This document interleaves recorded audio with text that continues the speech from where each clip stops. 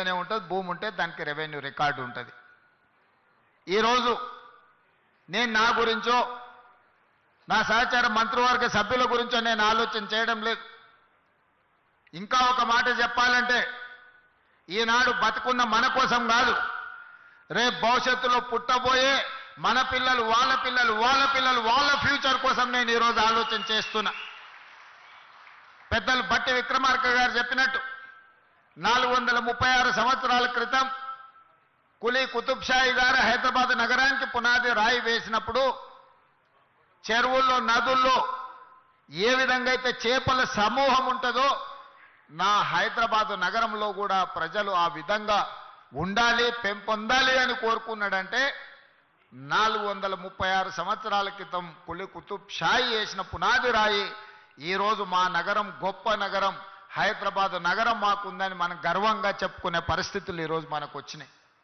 ఆ తర్వాత నిజాం నవాబ్ 220 సంవత్సరాల క్రితం సికింద్రాబాద్ ప్రాంతాన్ని అభివృద్ధి చేస్తే ఈరోజు జంట నగరాలుగా హైదరాబాద్, సికింద్రాబాద్ ఉన్నది అని చెప్పి ఈ దేశం ముందు తలెత్తుకొని నిలబడే ఒక గొప్ప గర్వకారణం ఈరోజు మనకు వచ్చింది.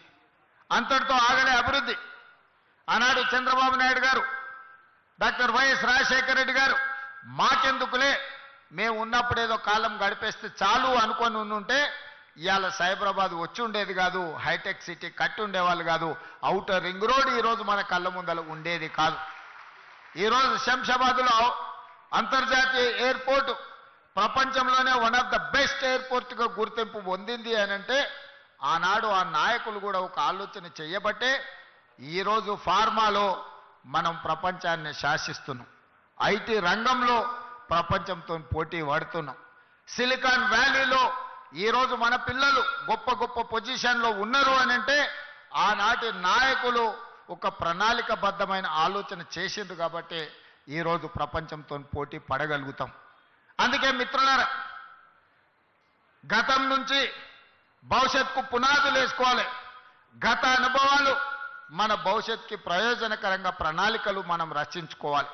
మరి కులీ కుతుబ్ షాహీ కావచ్చు, నిజాం ప్రభువులు కావచ్చు, లేదా ఉమ్మడి రాష్ట్రంలో ఉన్న ముఖ్యమంత్రులు కావచ్చు, వాళ్ళ నుంచి మనం నేర్చుకోవాల్సింది మంచి ఉంటే నేర్చుకోవాలి, అది మన భవిష్యత్తుకు పునాదులుగా మార్చుకోవాలి అన్నదే ఈరోజు ఈ వేదిక మీద ఉన్న నా సహచార మంత్రివర్గ సభ్యులు, మా శాసనసభ్యులు నా ఆలోచన.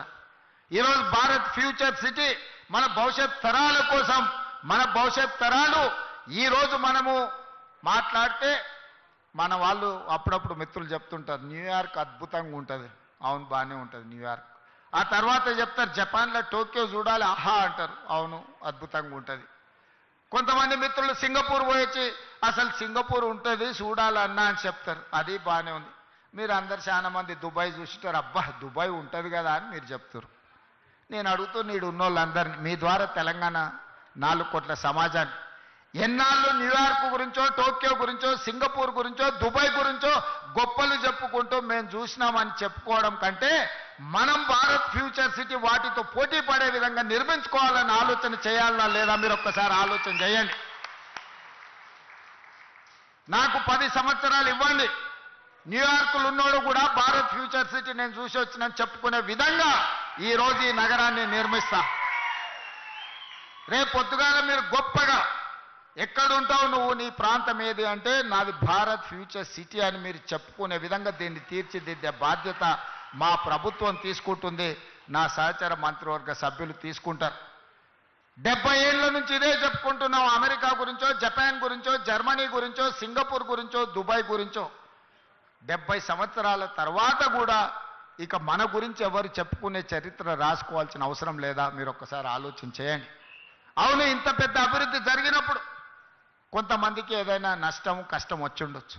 వాళ్ళ నష్టాన్ని కష్టాన్ని అర్థం చేసుకొని వాళ్ళని ఆదుకునే బాధ్యత మా ప్రభుత్వం చేస్తుంది. మీ ఇంట్లో పట్టాలు పెండింగ్ ఉండే, నేను మాట్లాడి కేఎల్ఆర్ గారితో మాట్లాడి అధికారులను పంపించి అందరి ఇండ్ల పట్టాలు ఇవ్వండి, వాళ్ళని కూర్చోబెట్టి వాళ్ళని ఆదుకోండి, వాళ్ళందరికీ ఇందిరమ్మ ఇండ్లు ఇవ్వండి, అదనంగా 5-5 లక్షల రూపాయలు వాళ్ళు కట్టుకోవడానికి వస్తాయి. 3-4 ప్లాట్లు ఉంటే ఒక దగ్గరనే ఇవ్వండి, ఒక పెద్ద ఇల్లు వాళ్ళు కట్టుకోవడానికి ఉంటుంది. వాళ్ళకి హాస్పిటల్ ఇవ్వండి, వాళ్ళకి అడ్వాన్స్ టెక్నాలజీ సెంటర్ ఇవ్వండి, వాళ్ళ పిల్లలకు సాంకేతిక నైపుణ్యాన్ని పెంచుదాం. వాళ్ళ పిల్లలకు ఈ భారత్ ఫ్యూచర్ సిటీల్లో ఉద్యోగ ఉపాధి అవకాశాలు కల్పిద్దామని చెప్పి నేను మా మంత్రులకు సూచన చేసిన. మిత్రులారా, ఇవాళ ఒక గొప్ప నగరాన్ని నిర్మించడానికి ఒక్క గొప్ప నగరానికి ఏముండాలి? రోడ్డు ఉండాలి, తాగడానికి నీళ్లు ఉండాలి, నిరంతర సరఫరా చేసే విద్యుత్తు ఉండాలి, పెద్ద పెద్ద నగరాలకు రవాణా సౌకర్యం ఉండాలి, అంతర్జాతీయ ఎయిర్పోర్ట్ ఉండాలి. మరి భారత్ ఫ్యూచర్ సిటీకి ఏం తక్కువ ఉన్నదని నేను అడుగుతున్నా. ఇవాళ భారత్ ఫ్యూచర్ సిటీకి అంతర్జాతీయ ఎయిర్పోర్ట్ శంషాబాద్లో లేదా? కూతవేటి దూరంలో. ఇవాళ మనం వేసుకునే రోడ్డు ఇవాళ ఈ ఫ్యూచర్ సిటీకే కాదు, ఫ్యూచర్ సిటీ నుంచి శ్రీశైలం వరకు ఇవాళ 100 మీటర్ల రోడ్డు వేస్తున్నాం. ఇవాళ ఈ ఫ్యూచర్ సిటీని బెంగళూరుకి అనుసంధానం చేసుకుంటూ రోడ్డు వేయడమే కాదు, బుల్లెట్ ట్రైన్ తీసుకురావడం కేంద్ర ప్రభుత్వాన్ని ఒప్పించినాం. ఇవాళ ఆంధ్రప్రదేశ్ ముఖ్యమంత్రి గారు అంటున్నారు మేము అమరావతి కట్టుకుంటామని. ఆ అమరావతికి అనుసంధానం చేసుకుంటూ మచిలీపట్నం పోర్టు ఒకప్పుడు నిజాం ఉన్నప్పుడు మనతో ఉండేది. ఇవాళ తెలంగాణకు పోర్టు లేదని మనం ఎప్పుడు అనుకుంటాం. దక్షిణ భారతదేశంలో పోర్టు లేని రాష్ట్రం ఒక తెలంగాణ రాష్ట్రమే. అందుకే ఈరోజు పోర్టు లేని బాధను తీర్చడానికి మీ ఫ్యూచర్ సిటీ నుంచే, మన ఫ్యూచర్ సిటీ నుంచే మచిలీపట్నం పోర్టు వరకు dedicated green field national highway 12 lanes రోడ్డును వేసి భవిష్యత్తులో ప్రపంచాన్ని దిగుమతి చెయ్యాలన్నా, మన పరిశ్రమలలో ఉత్పత్తి చేసే వస్తువులను ప్రపంచానికి ఎగుమతి చేయాలన్నా మచిలీపట్నం పోర్టుకి ఈరోజు కనెక్టివిటీ ఫైనల్ అయింది. ఇదే కాదు, ఈరోజు చెన్నైకి బుల్లెట్ ట్రైన్, ఈ ఫ్యూచర్ సిటీ ఈ శంషాబాద్ నుంచి బుల్లెట్ ట్రైన్ చెన్నైకి వేసేది వయా అమరావతి ఈరోజు బుల్లెట్ ట్రైన్ కేంద్ర ప్రభుత్వం ఆమోదించింది. అంటే రేపొద్దుగాల మీ ఊరు నుంచి బెంగళూరుకు బుల్లెట్ ట్రైన్ ఉంటుంది, అమరావతికి బుల్లెట్ ట్రైన్ ఉంటుంది, అక్కడి నుంచి చెన్నైకి బుల్లెట్ ట్రైన్ ఉంటుంది. ఈరోజు ఇవన్నీ కూడా మనం ప్రణాళికబద్ధంగా ఈరోజు అభివృద్ధి చేసుకుంటున్నాం. దీనికి అవసరమైన నీళ్లను, అవసరమైన విద్యుత్తును ఇవ్వడానికి బట్టి విక్రమార్క గారు ముందుకొచ్చి ఈనాడు మనకు అన్ని రకాలుగా చేస్తున్నాడు.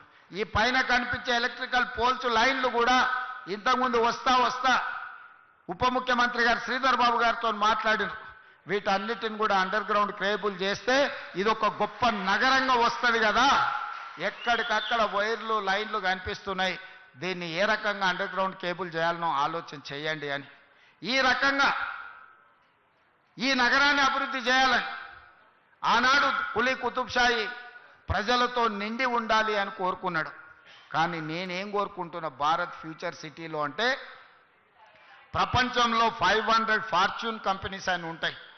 అంటే ప్రపంచంలో అత్యంత ఉన్నతమైన అత్యధిక వ్యాపారాన్ని నైపుణ్యాన్ని ప్రదర్శిస్తున్న కంపెనీలను ఫార్చ్యూన్ 500 కంపెనీలు అంటారు. ఫోర్బ్స్ ఇండియా మ్యాగజైన్ లాంటి వీటిని అన్నిటినీ లెక్కగట్టి అన్ని రకాలుగా గొప్ప కంపెనీలను ఫార్చ్యూన్ 500 కంపెనీలు అంటారు. ఇప్పటి వరకు మన నగరంలో 85 మాత్రమే ఉన్నాయి ఆ ఫార్చ్యూన్ 500 కంపెనీలలో. రాబోయే 10 ఏళ్లలో నా లక్ష్యం ఫార్చ్యూన్ 500 కంపెనీలు భారత్ ఫ్యూచర్ సిటీలో ఉండాలి. ప్రపంచంలో ఉండే ప్రతి కంపెనీ గొప్ప